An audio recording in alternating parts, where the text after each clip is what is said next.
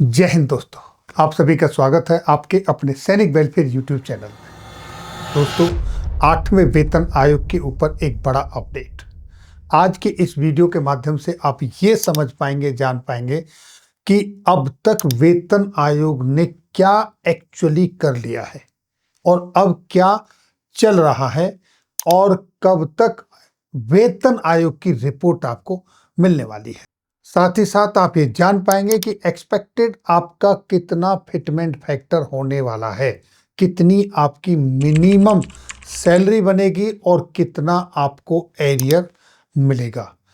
ये जो fitment factor और इसके पीछे की जो कहानी है, उसके लिए जो आपकी संस्थाएं हैं, ऑर्गेनाइजेशंस हैं, इंस्टीट्यूशंस हैं, फेडरेशंस हैं, कन्फेडरेशंस हैं, इन्होंने किसका सहारा लिया, क्या स्टडी की, क्या कोड किया है कि उन्होंने फिटमेंट फैक्टर और ये डिमांड जो प्रपोजल दिए, अपने मेमोरेंडम सबमिट किए हैं, उनके पीछे बड़ी मेहनत की है। जैसे आपका social security code 2020, supreme court का order Bhupendra Nath Hazarika versus state of Assam और maintenance and welfare of parents and senior citizen act, जो बच्चों को ये मैंडेट करता है कि वो अपने डिपेंडेंट पेरेंट्स की सपोर्ट करें।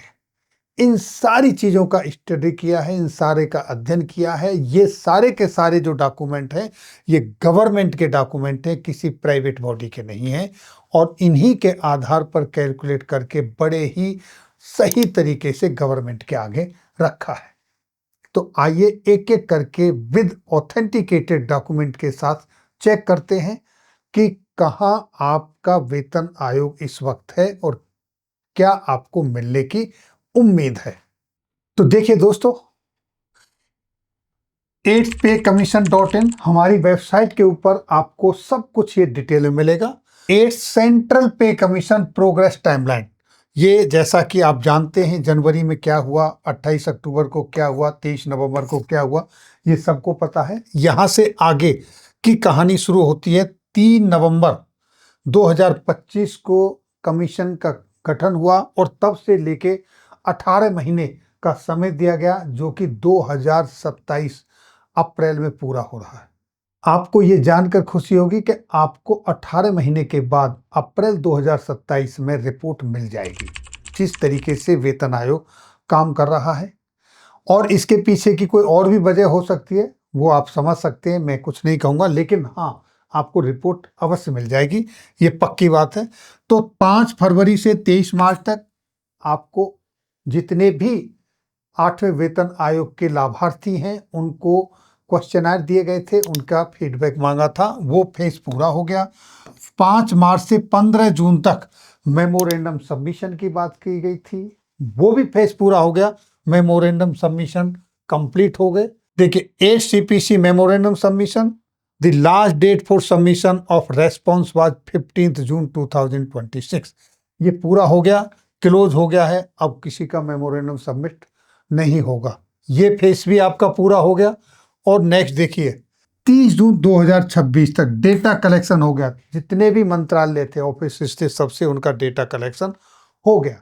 अब क्या हो रहा है, जुलाई में स्टेक होल्डर्स के साथ, आपकी संस्थाओं के साथ, जितनी ऑर्गेनाइजेशंस हैं जिन्होंने मेमोरेंडम सबमिट किए हैं, उनके साथ मीटिंग थी 6 और 7 को, और 9 और 10 को कलकत्ता के अंदर मीटिंग होने वाली है।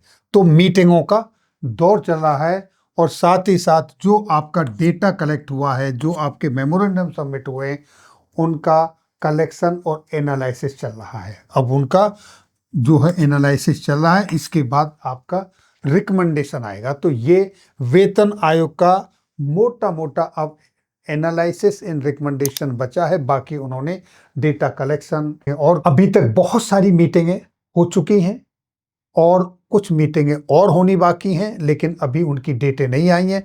बहुत सारी जगह पर अभी ऑर्गेनाइजेशंस इंतजार कर रहे हैं कि कब उनके वहाँ का विजिट प्लान बनता है वेतन आयोग का। जैसे ही बनेगा मैं आपके साथ शेयर करूंगा और वेबसाइट पर भी आपको अवेलेबल मिलेगा, वहाँ पर आ जाता है। अब चलते हैं मेन जो आपकी ऑर्गेनाइजेशनों ने, आपके इंस्टीट्यूशंस ने, एसोसिएशंस ने, फेडरेशंस की तरफ से मेमोरेंडम अब तक सबमिट किए हैं, जिस आधार के ऊपर उन्होंने अपने प्रपोजल्स दिए हैं, उनके बाद अब देखिए कि आपकी मिनिमम पे कितनी बनती है, फिटमेंट फैक्टर क्या होता है, आपकी सैलरी कितनी होगी और आपको एरियर कितना मिलेगा, ये देखिए एक एक करके। Expected minimum salary according to various organisation, सबलिक एसोसिएशन, सबलिक फेडरेशन, उन्होंने जो आपके प्रपोजल दिए हैं उनके मुताबिक आपकी कितनी एक्सपेक्टेड सैलरी बनती है, कितना फिटमेंट फैक्टर और कितना आपका एरियर बनता है, उसके हिसाब से आप देखें। जैसे सबसे पहले देखिए AIDEF, all India defence employees federation, इनकी तरफ से फिटमेंट फैक्टर दिया गया 3.833 और साथ ही साथ आप देखिए यहां पर NCJCM, इनकी तरफ से भी फिटमेंट फैक्टर दिया गया 3.833 और इसके हिसाब से आपकी जो मिनिमम बेसिक पे बनती है वो बनती है 69,000। ये दोनों संस्थाओं की तरफ से फिटमेंट फैक्टर का प्रपोजल दिया है 3.833, उसके हिसाब से 69,000 आपके सामने यहां देखिए ये आपकी मिनिमम बेसिक पे बनती है। महाराष्ट्र कोऑर्डिनेशन ऑर्गेनाइजेशन, इनकी तरफ से दिया गया मैक्सिमम फिटमेंट फैक्टर 3.80, इनके हिसाब से बनती है 68,400, 68,400। ये आगे देखिए FNPO, federation of national postal organisation, इनकी तरफ से मैक्सिमम फिटमेंट फैक्टर दिया गया 3.0 टू 3.25। तो हमने 3.25 के हिसाब से देखा तो इन्होंने मिनिमम बेसिक पे बनती है पे लेवल 1 के लिए 58,500। ये आपके सामने है, यहाँ पर चार्ट में दिखाया गया है। नेक्स्ट देखिए federation of veteran association and all India trade union Congress, दोनों की तरफ से मिनिमम फिटमेंट फैक्टर 3 दिया गया है, यानी कि बाकी सबकी तरफ से मैक्सिमम फिटमेंट फैक्टर दिया है, लेकिन ये दो ऐसी ऑर्गेनाइजेशन है जिन्होंने मिनिमम फिटमेंट फैक्टर 3.00 दिया है। तो इस हिसाब से मिनिमम बेसिक पे बनती है 54,000, जैसा कि आप यहाँ पर देख पा रहे हैं। और साथ ही साथ देखिए ये आपकी एक संस्था है BPMS, यानी कि भारतीय प्रतिरक्षा मजदूर संघ, इनकी तरफ से फिटमेंट फैक्टर रखा गया है 4, यानी कि मिनिमम सैलरी बनी 72,000। ये आपके सामने टेबल में दर्शाया गया है। अब जब इतनी आपकी फिटमेंट फैक्टर के हिसाब से सैलरी बनी हुई है तो अब यहां आपको क्या मिल सकता है, अगर हम मिनिमम पर जाएं, मैक्सिमम पर जाएं और इन तीनों का सबका एवरेज पर जाए, तो उस हिसाब से देखिए आपकी कितनी सैलरी बनती है और कितना बनेगा आपका एरिया। पहले हम बात करते हैं मिनिमम फिटमेंट फैक्टर जो रखा गया है सभी संस्थाओं की तरफ से, वो 3 है और उसके हिसाब से आपकी जो पे लेवल 1, पे लेवल 2 में कितनी सैलरी बनती है। पे लेवल 1 के लिए बनती है 54,000, पे लेवल 2 के लिए जैसा आप देख रहे हैं 59,700, पे लेवल 3 के लिए 65,100। इसी तरीके से पे लेवलों में ये आप सारा इसमें चेक कर सकते हैं अप टू पे लेवल 18। और पे लेवल अगर 18 की बात करें हम टॉप, तो यहाँ बनती है 7,50,000 रुपये। अब देखिए इसके बाद एवरेज फिटमेंट फैक्टर अगर बनता है तो उसके हिसाब से आपकी सैलरी कितनी बनती है, जो इस टेबल में दी गई है। पे लेवल 1 में एवरेज फिटमेंट फैक्टर 3.53, 3.53 सारी संस्थाओं के फिटमेंट फैक्टर का ये एवरेज है, तो इसके हिसाब से बनती है 63,540 रुपीज।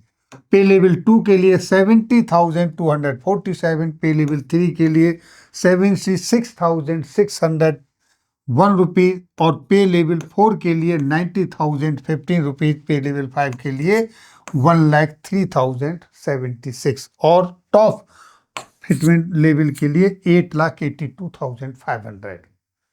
और अगर आपका फिटमेंट फैक्टर जो मैक्सिमम डिमांड दी गई है 4, उसके हिसाब से अगर एक्सेप्टेड होता है तो आपकी देखिए कितनी सैलरी बनती है हर पे लेवल के अनुसार। ये देखिए पे लेवल 1 के लिए 72,000, 2 के लिए 79,600, 3 के लिए 86,800 और पे लेवल 18 टॉप के लिए 10 लाख पर मंथ सैलरी का ये बनती है।